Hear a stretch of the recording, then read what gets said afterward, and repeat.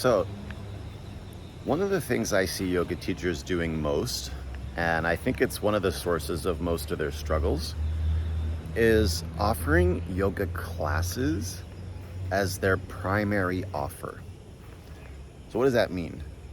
It means that's the only thing they're offering to students as a way of helping them. But there are so many ways you can help students. And the issue I have with yoga teachers offering yoga classes as their primary offer, aside from the fact that it's not a very good way to support yourself financially, is that it doesn't really make it accessible to students.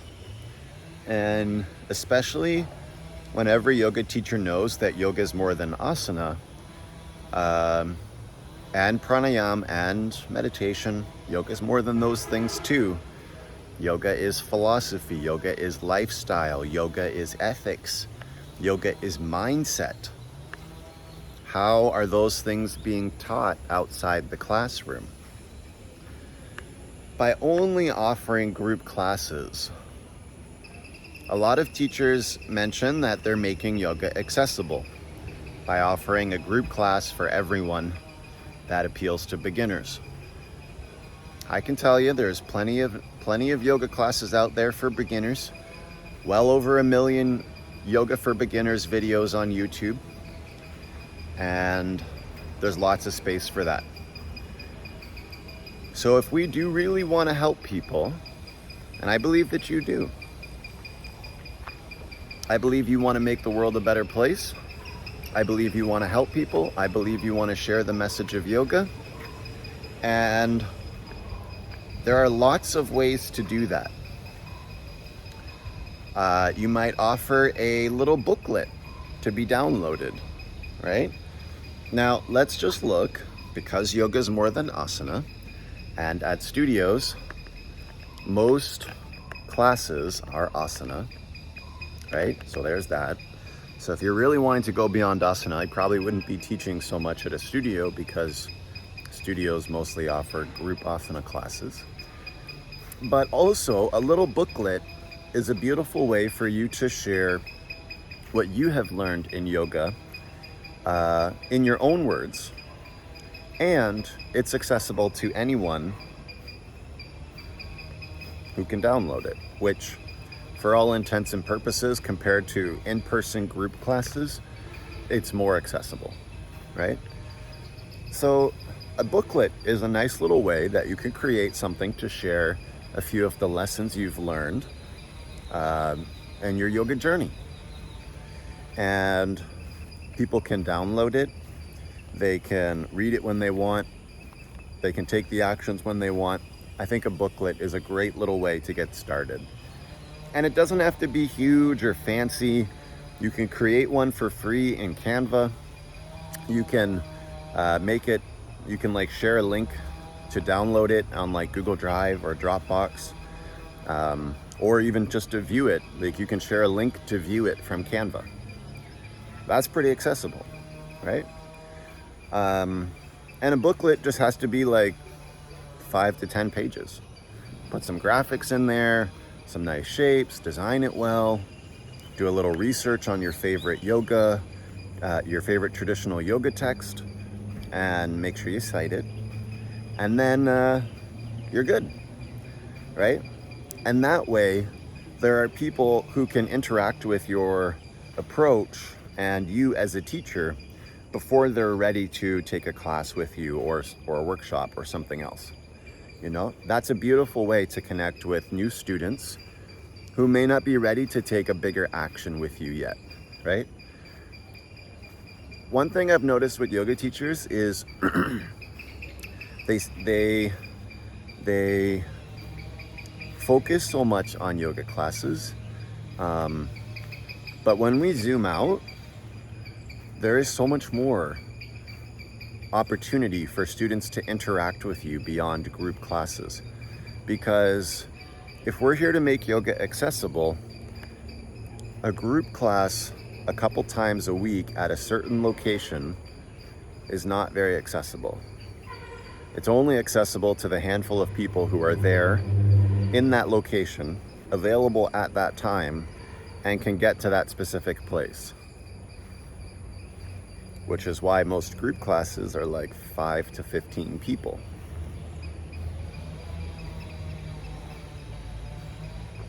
So we got to think bigger. The other thing is that by only offering group classes, and I'm even going to throw in there like throwing the occasional workshop, by doing that, it requires you to be there for every single thing. Promote it, get there early, teach it, say goodbye to everyone, hang out after for a little bit. That's a lot for the yoga teacher over time, especially if you're trying to grow, and it makes it challenging to keep this sustainable. But like I said earlier, there are so many ways to connect with students. And one thing I want to share with you is that there's something called the customer journey. And this is more mapping out the process for a particular step a student might take with you. So for example, a customer journey for a yoga class would be that the student somehow finds out about you and the class, maybe through a referral or a post on social media. Then they look up the class. Maybe they look up the studio to find out some information, how much it costs, where it is, when the class is. Then they have to attend it, then they have to get to the studio or the place. Maybe it's a community center or something, or join on Zoom. Then they have to take the class, and then there's the close. Right? Usually the payment step is in there too somewhere, usually before the class. But that's usually the journey, right? The customer journey for one interaction. But we need to zoom out even more than that, because for students and for you and me, our yoga journey as a whole is a lot more than just one class. It's ongoing. It's happening at all different times a day. If you're studying, you study at certain times, you practice at certain times, you connect with people at certain times, you maybe take a course or watch a seminar or something like that at certain times. So there's all these different steps in your journey, right? Your bigger journey. And what we have to remember is that as teachers, that's a group class is not the only step that a student is taking in their journey, right? One of your steps is to maybe buy some books or borrow some books and read those. Another step is probably a couple of workshops or attending a retreat. Another step is probably doing a teacher training. So you see, in each of those steps, there are actions you need to take. Some of those steps are bigger steps than others, like traveling somewhere for a teacher training or traveling for a retreat. Those are bigger actions that require more input from you, right?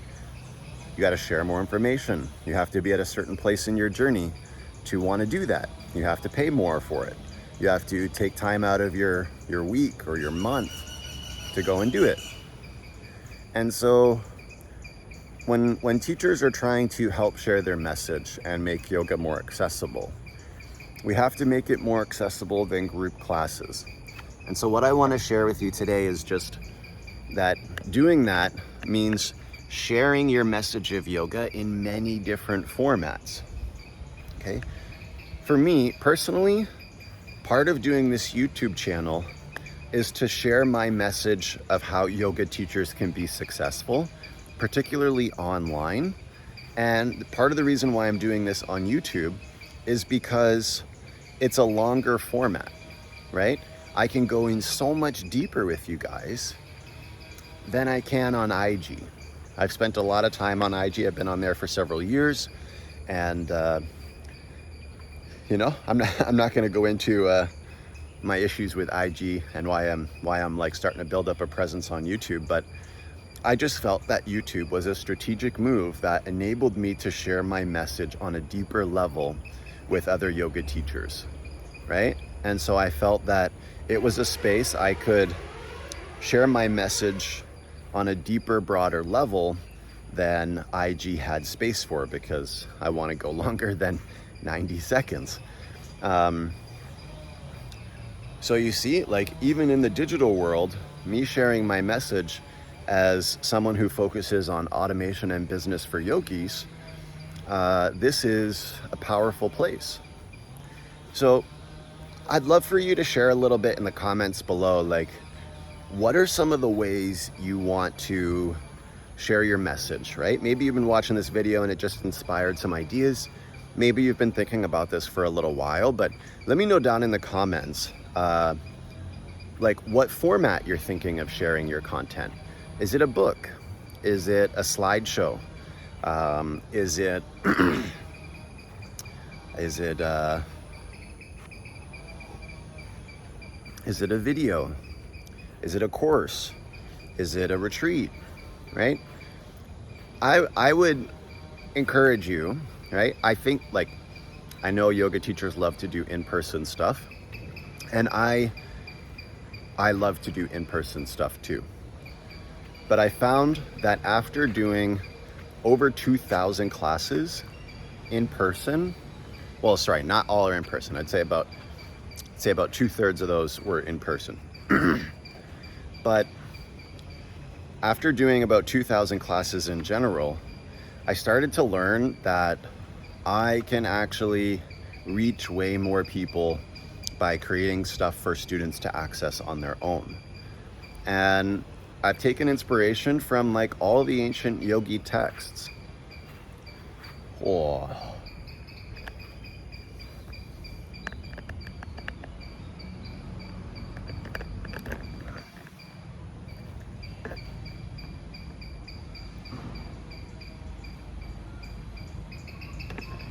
There's a big juicy spider eating another bug here.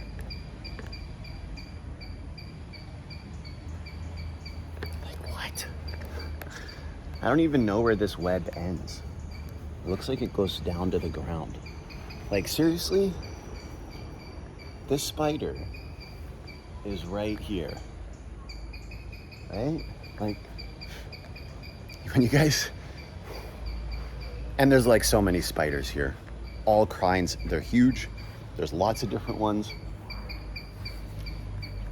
So I'm filming this on iPhone, but I wish on iPhone I could swap the cameras.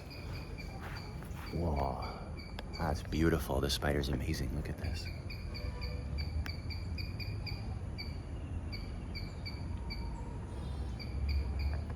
Crazy. Should see the ones in our bathroom. Anyways, so I've taken inspiration from some of the traditional yogic texts, right? Think about Autobiography of a Yogi. You and I can keep learning stuff from Yogananda in that book. If you haven't read that book, you definitely need to read it. But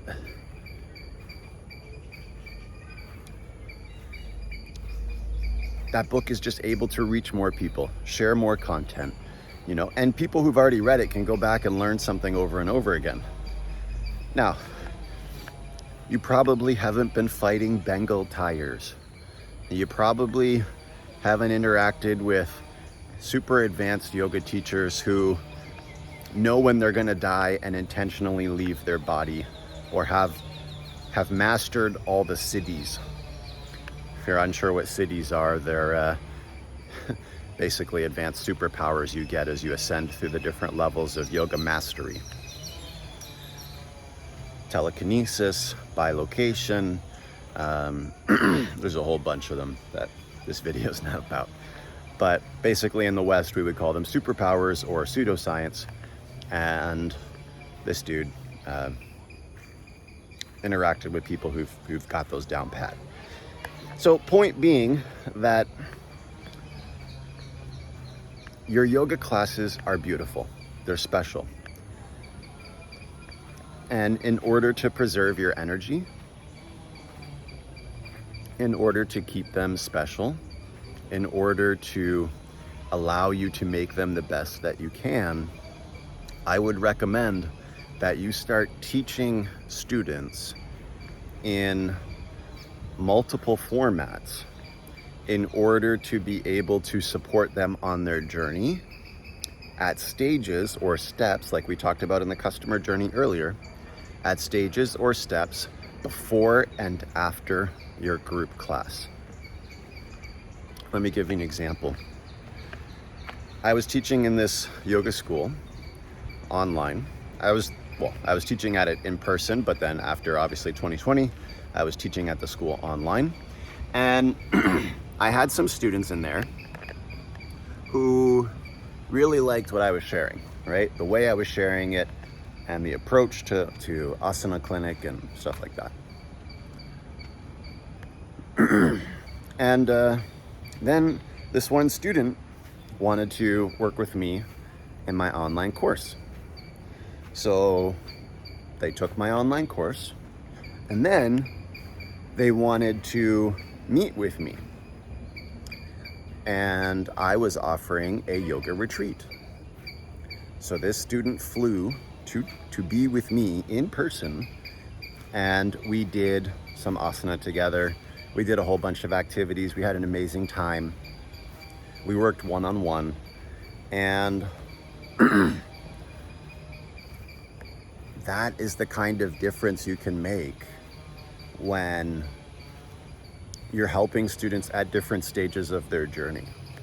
You see, I'm a big believer that when you're authentically sharing your message from your heart, and when you know who you're helping and what you're helping them with, sharing your message in a book, in a video, in a webinar, in a presentation, in a course, whatever, still resonates with the students because you're so passionate about what you're doing.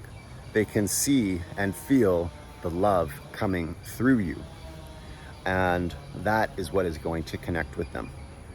Just being in person doesn't automatically force that connection. It doesn't immediately make it happen.